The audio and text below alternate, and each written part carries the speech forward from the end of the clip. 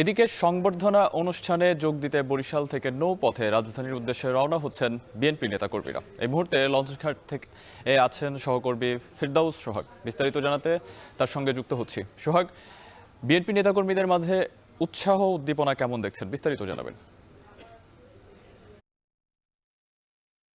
আপনাকে ধন্যবাদ। বিএনপি নেতাকর্মীরা অধীর আগ্রহে অপেক্ষা করছে কখন তারা সেই সন্ধিক্ষণটা আসবে, কখন তারা উপস্থিত হবেন, তারেক রহমানকে দেখতে যাবেন এবং সংবর্ধনা জানাতে যাবেন। আর সেই জন্যই কিন্তু বরিশাল নদীবন্দরে একটু একটু করে ভিড় বাড়ছে। আমরা ঘণ্টাখানেক আগে এখানে এসেছি, আমরা এসে যে পরিমাণ লোক দেখেছি তার চেয়ে এখন লোক সংখ্যা কিন্তু অনেক বেশি। একটু দেখাবার চেষ্টা করছি বরিশাল নদীবন্দরে কিন্তু যে চেহারাটি হচ্ছে এখন, লোকজন কিন্তু একটু একটু করে বাড়ছে। এবং কিছুক্ষণ আগে বরিশাল নদীবন্দরে আমরা যেটা দেখলাম যে নেতাকর্মীদেরকে নিয়ে কিন্তু বরিশাল মহানগর বিএনপির যে সদস্য সচিব রয়েছেন তিনি কিন্তু প্রবেশ করেছেন। এখানে 4টি লঞ্চ আমরা দেখতে পাচ্ছি, এমখান 7, পারাবাত 12, এছাড়া রয়েছে আরও 2টি লঞ্চ, পারাবাতের আরও একটি লঞ্চ রয়েছে, আর সুন্দরবন 15 রয়েছে। এই 4টি লঞ্চ বরিশাল নদীবন্দর থেকে এই মুহূর্তে যাত্রা করবে আমরা জানতে পেরেছি। এবং আরেকটা জিনিস জানিয়ে রাখি, সেটি হচ্ছে যে বরিশাল নদীবন্দর ছাড়াও বরিশাল বিভাগের 6টি জেলা থেকে মোট 30টি লঞ্চ রাজধানীর উদ্দেশ্যে রওনা হবে।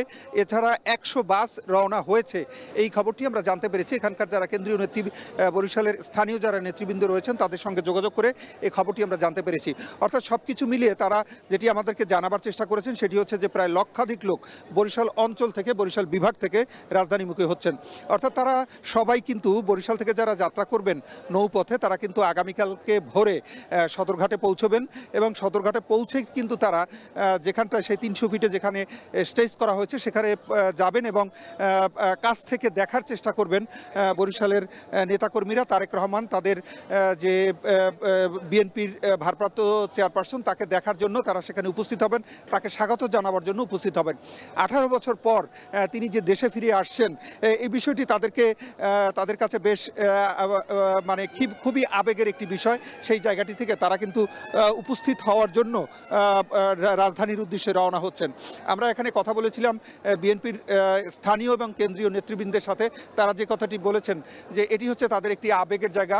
আগামীকাল 25শে ডিসেম্বর তারেক রহমানের স্বদেশ প্রত্যাবর্তন, সেই উপলক্ষে কিন্তু তারা এখানে ভিড় করেছেন এবং এই ভিড়ভাড়টা একটু সময়ের মধ্যে কিন্তু আরও বাড়বে। তা আমরা যে খবরটি জানতে পেরেছি যে এই লঞ্চগুলো যেহেতু রিজার্ভ করা হয়েছে, সেক্ষেত্রে কিন্তু এই লঞ্চগুলো দেখা যাবে যে একেবারে যখন ছাড়বে, যেহেতু রিজার্ভ লঞ্চ সেই কারণে কিন্তু এইগুলো নির্দিষ্ট সময়ের কিছুটা পরে ছাড়বে এমনটি আমাদেরকে বলা হয়েছে।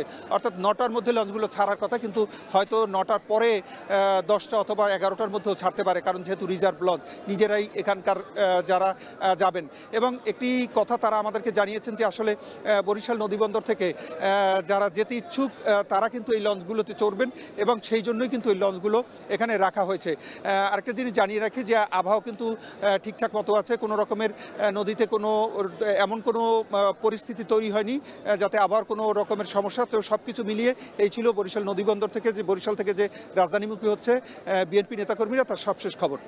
এসএমসির ইমার্জেন্সি কন্ট্রাসেপটিভ পিল নরিক্স 1 অরক্ষিত মিলনের 72 ঘন্টার মধ্যে এর একটি মাত্র পিল আপনাকে করবে টেনশন ফ্রি। এসএমসির নরিক্স 1, এক পিলের সমাধান।